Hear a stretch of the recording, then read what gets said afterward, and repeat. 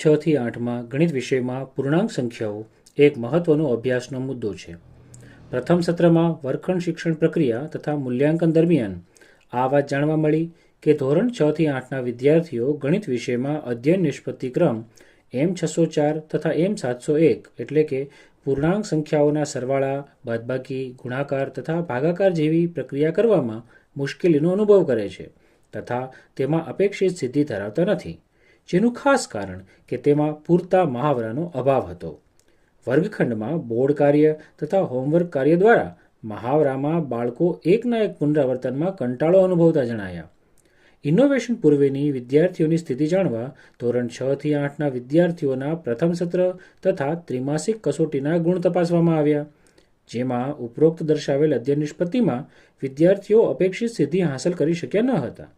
આ ઉપરાંત વિદ્યાર્થીઓની કસોટી પણ લેવામાં આવી, જેમાં 50% કરતાં વધુ ગુણ મેળવનારા વિદ્યાર્થીઓની સંખ્યા ખૂબ જ ઓછી જોવા મળી. વિદ્યાર્થીઓની આ સમસ્યાના સમાધાન માટે કંઈક કરવું આવશ્યક હતું. જે હેતુ આ વિશેષ પઝલ દ્વારા શિક્ષણ પ્રયુક્તિ અપનાવવામાં આવી, જે ધોરણ 6 થી 8ના વિદ્યાર્થીઓ માટે જૂન 2025થી લાગુ કરવામાં આવ્યું. ગુજરાતી શબ્દભંડોળ આધારિત ક્રોસવર્ડ પઝલને ધ્યાને લઈ પૂર્ણાંક સંખ્યાઓના સરવાળા, બાદબાકી, ગુણાકાર તથા ભાગાકાર જેવી પ્રક્રિયાની ક્રોસ કેલ્ક્યુલેશન પઝલ તૈયાર કરવામાં આવી.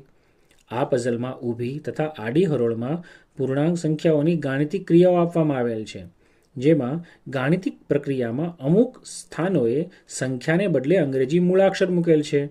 વિદ્યાર્થીઓએ ગાણિતિક ક્રિયા જોઈને નક્કી કરવાનું છે કે આપેલ અંગ્રેજી મૂળાક્ષરને બદલે કઈ ખૂટતી સંખ્યા આવશે તથા તે તેણે લખવાની છે. અહીં આપ એક ઉદાહરણ જોઈ શકો છો, જેમાં a/-3 બરાબર -2 જવાબ છે તથા a×-3 બરાબર -18 જવાબ છે. આથી વિદ્યાર્થીએ નક્કી કરવાનું રહે છે કે અહીં આપેલ મૂળાક્ષર a ના સ્થાને કઈ પૂર્ણાંક સંખ્યા આવશે, જેથી તેને આડી હરોળમાં -2 જવાબ મળે તથા ઊભી હરોળમાં -18 જવાબ મળે. અહીં સાચો જવાબ આવશે 6. તો એ મુજબ બાળકે આ જ પઝલમાં આપેલ અન્ય મૂળાક્ષરો જેમ કે 25+e, 25/r, o-18, 30-s, y-0 તથા i+-2 આવી અલગ અલગ પઝલ જે અહીં દર્શાવેલ છે તે મૂળાક્ષરના સ્થાને કઈ પૂર્ણાંક સંખ્યા આવશે તે બાળકે ગણતરી કરી અને ત્યાં લખવાનું રહે છે. ત્યારબાદ અહીં જેટલા પણ અંગ્રેજી મૂળાક્ષરો આપ્યા છે તેમનો ઉપયોગ કરી અને કોઈ જો સ્પેલિંગ બનતો હોય તો બાળકે બનાવવાનો છે.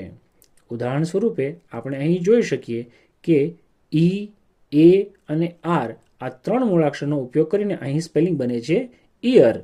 આ જ મુજબ બાળક મૂળાક્ષરોનો એક કે જો જરૂર હોય તો વધુ વાર ઉપયોગ કરી વિવિધ સ્પેલિંગ પણ બનાવશે. પઝલ નિર્માણ વખતે એ રીતે કરવામાં આવી કે એક જ સંખ્યા આડી અને ઊભી બંને હરોળને જોડતી હોય.